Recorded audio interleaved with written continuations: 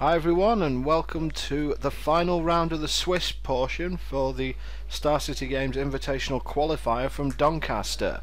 We have Rob Catton, who's already been on once, playing Esper Stoneblade, and he's against Amar Dattani, who is also playing Esper Stoneblade. So I'm going to be over here in the corner falling asleep, and Lee can tell you a bit about this match. No, I imagine this match will be quite interactive. It might even be quite enjoyable to watch. These two players can play at a reasonable pace. I mean, Amar's been playing the deck since at least GP Manchester, and Rob's generally a proficient blue-white X deck player. It would help a lot if Amar didn't hide his cards. There's a whole playmat to work with there, Amar. What he's going to do, he's going to put his lands next to it on that side, his graveyard on the left, and then he's going to put his creatures in front of it, like an old school setup. If he was playing Dredge, I'd appreciate that. So what have we got there from Amar? We've got Counterspell, 2 Stoneforge Mystics, 3 lands. So it's an okay opener against most decks. Yeah, these two players will have known what each other are playing as well when they sat down. So that's one of the Stoneforge Mystics gone.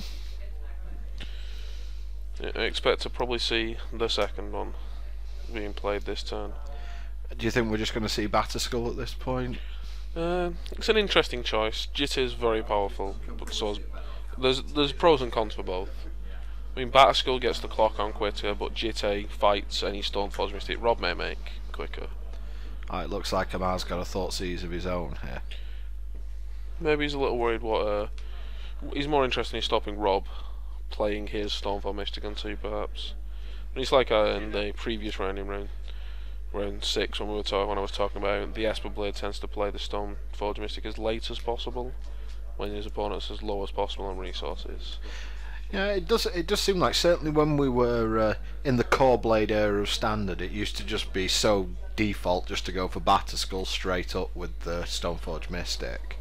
But in Legacy that kind of can end up working to your detriment doing that. Yeah, because you're not casting it till turn 5, and sometimes in Legacy as we've seen there isn't a turn 5. So Rob's thinking about this Thoughtseize for sure. Do you honestly think he's looking to force a will Thoughtseize here? Depends what his hand is. He did have the Force of Will. So yeah, he's got very little gas in his hand. I imagine Amar is probably taking Brainstorm, but I wouldn't put him wrong for taking that counter spell either. The Force of Will definitely is going to leave in his hand. I mean, taking the Brainstorm here seems fine because it leaves Rob with very little in the way of interaction or getting through his hand. Oh, he took the counter spell. Interesting. Maybe expect Rob to make a fetch land and pass the turn next turn. Yeah. It's like perhaps Amar's setting up for a laser for like turn 4 when he wants to play his Jace the Mind Sculptor. Rob actually casting his Brainstorm immediately here. That's fine as well. I mean, the only reason to hold it is to play around the discard that Amar might be firing at him. But as he's seen Amar's hand, he knows that may not be the case. Yeah, he knew that Amar topped out that Thoughtseize last turn, so he's only really worried about the Stoneforge Mystic in his hand, and he also knows that that Force of Will that he has in his hand is currently clear. Yep, he's totally chucked that Force of Will back on top of his deck, I imagine. That's what we call a maximum value Brainstorm from Rob there. He's got the ability to shuffle away the cards he put back. Well, Amar's going to test him. Like, it's quite awkward for Rob at this point because if Amar has Spell Pierce, maybe he's in a bit of trouble.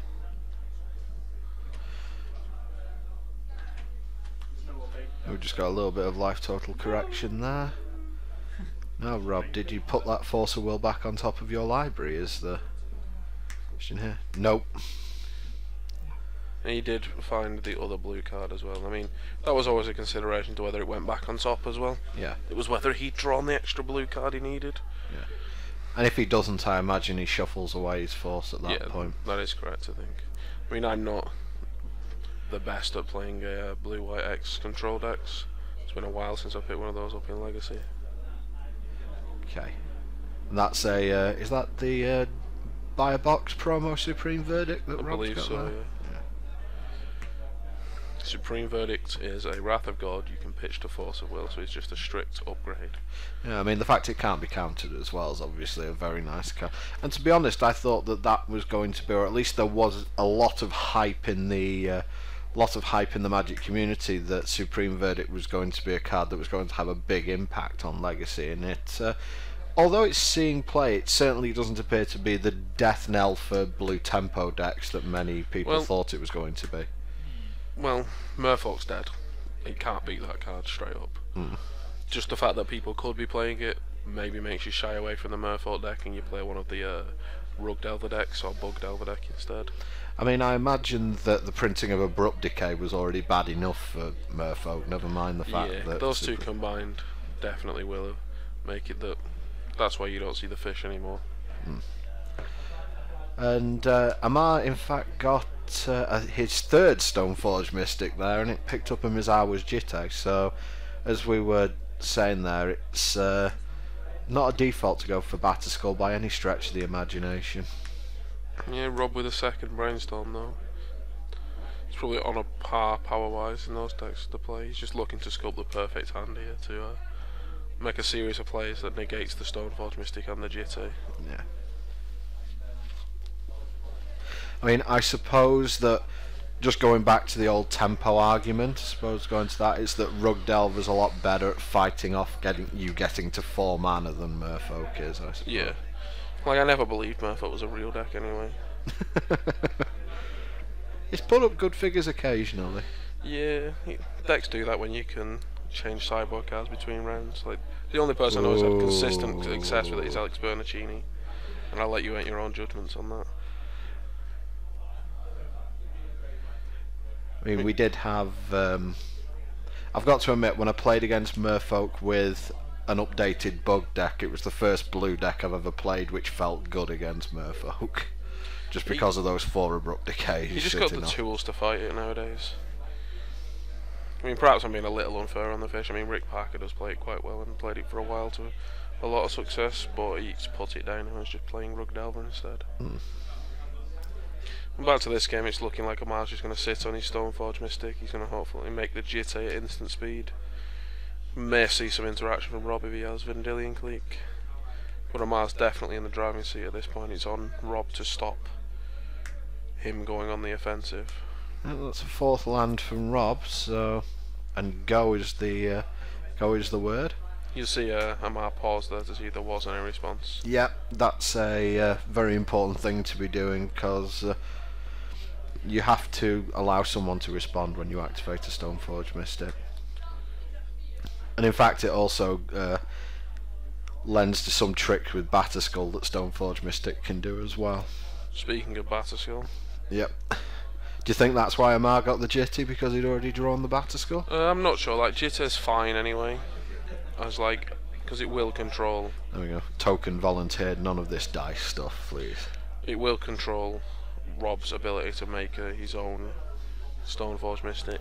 It'll also keep Rob's Lingering Souls under control, I suppose, as well. Amar's just going to suit up the Batterskull now, it looks like, and then pass the turn. Swords on the Stoneforge Mystic. Is that to essentially stop any like serious Batterskull cheat? Oh, he's got another swords for the Batterskull token as well. This will stop Amar just playing 3 and then another 2 to put the Batterskull back into play all the time and keep resetting it. Now that might be one funky little interaction with Stoneforge Mystic that many people may miss. Do you want to talk a little bit about potentially the timings of returning Batterskull and activating Stoneforge Mystic? The way you generally think about doing it is you would pay 3, return Batterskull, then pay 2 and use it to put it into play. But generally the correct way seen of doing it is you activate your Stoneforge Mystic first, and then return priority and bounce the Batterskull. And that basically sidesteps any kind of removal on your Stoneforge Mystic, which would stop you putting the Batterskull back into play before it's in your hand. Well, we've got Jace the Mind Sculptor here for Rob, and it has resolved, so I'm afraid that Amar won't be relying on that batter skull too heavily now. Yeah, Jersey's -1 kind of interacts very well with the germ token. Here's the first of what could be many lingering souls. Spirits, please. Yeah, it gets complicated using dice as creatures when you're using a Jitte as well, Amar. I will have a dice on my token that is. I will have a dice on my artifact that is equipping my dice. Yeah. Whenever you're using a token in a game, you should always have something that can signify it's tapped very well. Yep. Yeah, if there's one token you're going to bring a lot of to a tournament, especially a legacy tournament, make it spirits. Yeah, spirits, goblins. That's the way, generally. Zombies is probably a good one for Dredge. Yep. If anyone is antisocial enough to play Dredge. Brainstorm from Rob there. Yeah, he's just looking to find an answer, obviously, to Amar's Bordeaux stuff. I mean, Esper Stoneblade does have access to... He's already got rid of his Supreme Verdict, so really he's looking at, what, an Engineered Explosives maybe? Yeah, if I think he has Engineered Explosives in his deck. Lingering Souls of his own. Yeah, that's another good, decent answer. Probably going to slow Amar down a bit, but once that Jitte has tokens on it, it's going to be really awkward. I think this was where Amar started complaining that Rob's tokens have lasers for eyes. I mean, that is going to be a deciding factor in a fight, obviously, the artwork of a card. Oh, of course.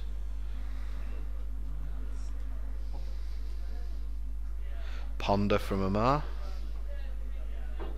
Ponder's an interesting choice in the Esper Blade decks. I'm not sure I particularly like the card, but it is essentially a brainstorm with a shuffle attached. I think that a lot of builds of Stoneblade that I've seen, it's generally seen as like the fifth brainstorm, and there's generally room for one, maybe two. Yeah, I think it's only really excusable, so to say, if you're playing Snapcaster Mages in your deck, which the Esper Blade does, and it tries to get as much value as possible out of them. Well, here comes the team.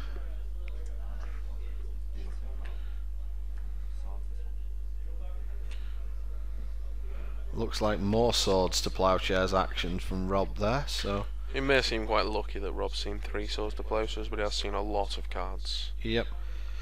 And he saves his Jace through that action as well.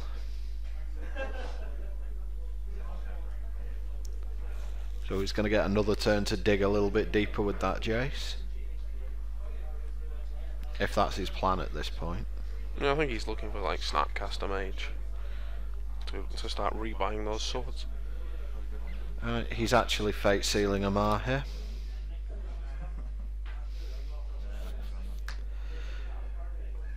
And he's putting it on the bottom of his library, so might have been a Jace or something like that. There's a lot of spells in Market that are just quite good action wise. Any kind of creature or threat's really powerful. If you're Amar here, do you just suit up probably the Batter Skull or and attack the Jace, or are we looking at just a Snapcaster Mage? And another swords is potentially on the cards here. Snapcaster Mage for Amar in response. Targeting counterspell and countering, and Rob shows us the spell Pierce. A nice interesting little snack there. Yep, swords the that Jitty's just never going to get counters on it, is it? Not if Rob has anything to do with it. Having said that though, bouncing your opponent's Snapcaster Mages with Jace is probably not the optimal strategy. No, it's not really, but bouncing your own Snapcaster Mage is quite a good strategy. He could bounce his own Snapcaster Mage here, play it, and flashback the swords on the Snapcaster Mage or whatever Amar equips. Surprised he offered the trade there with that Snapcaster Mage. He's casting his own turn to fight through any potential counter magic from Amar there as well. Yeah, I mean, what do you think though about offering up the Snapcaster in combat there? I think that... I mean, if Amar trades with the Snapcaster, then Rob can just brainstorm. So it's fine, he still gets the guy off the board, and he gets to look at the top 3 cards of his deck. Again, so I think it's fine offering the trade there. And I think it was very, very good of Amar not not to trade as well. Yeah. I think it's the longer Rob can offer 1-for-1s with Amar, the more resources Amar's going to have to spend. Yep. And he doesn't currently have a Jace. Yeah, at this point we're in the we're very much in the one person has Jace, the other doesn't form of this game, and that generally is going to fall very much into the realm of whoever has the Jace is going to be victorious. The only problem is it just takes that little bit of time to kill your opponent. I imagine Amar's just going to play for the next 3 or 4 turns to see if he can draw his own Jace with some Catton magic to force it through, and then I'd expect him to probably concede. He just find no ways forthcoming. Well, that's a Stoneforge just to make sure he has enough time to get into games 2 and 3. Yeah. Is this Stoneforge Mystic fine? Probably not, but I don't think there's much that can be done about it. The awkward thing for Amar is he can't afford to fight that if he has a counter spell in hand. And Rob's getting his own Jitty. Yep, bit of legend ruling going on. I mean, I suppose that's not going to have a massive effect at the moment because Amar does have access to the. He does have access to Academy Ruins, so he can just pick his Jitty up again. It's just in case that Jitter gets counters on it and Rob has to remove them to then get some damage through. Very fair. And the awkward thing about that turn was Amar really can't fight the Snapcaster Mage because he has to go for the line of where he makes Jace with a Chaos Magic backup. Yep, and was that a Force of Will from Rob? Yeah, that was a Force of Will on the Ponder. Was it that was flashback? Oh. I think it must have been, yeah. Well, since the Ponder's not removed from the game, I'm guessing it's on the Snapcaster Mage. Yeah, there we go. So Amar has 0 cards in hand. Oh no, 1 card in hand, sorry. He has a Jace. Yeah, this is... I'm pretty sure this is all over. The best that Amar can do is pick up his Batterskull at the end of turn, then cast it again, and I think Jace is just going to make him pick it up, and that's going to be... I think we're going to see a concession very shortly here. I would imagine so. Brainstorm from Rob because he hasn't seen enough cards yet, needs to see a few more. Going to be 3 fresh ones as well because of the shuffling from Stoneforge Mystic. Yep, sometimes a Squire with a shuffle effect is powerful enough. Yep. I mean, I've seen plenty of matches where it's just been cast to shuffle the library after a Jace use. Oh, absolutely.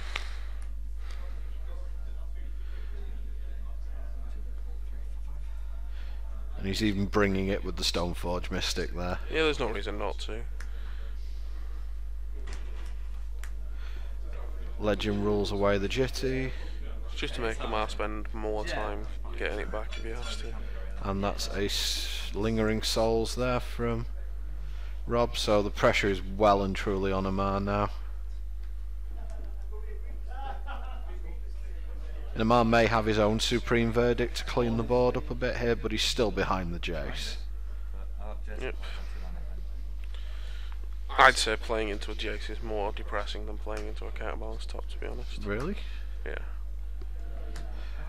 Well, Amar does have the mana at this point to just pick up and play the Batterskull in one turn, but I think the phrase "futile gesture" might be the.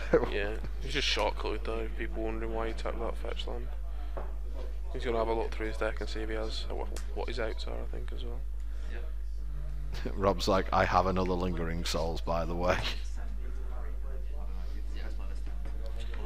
I'm not sure Rob should be trying to convince Amar to concede. I'd be quite happy for my opponent to waste time in game 1 that I've definitely won. Yep. Yep, just in, puts Amar to 1. Needs to be pretty good, Amar. I'm not lying here. It needs to be good. I don't think he can cast Wildfire, unfortunately. Nope, and Amar doesn't think he can get back into it either. So Rob Catton takes game 1 against Amar, and we will move swiftly into game 2.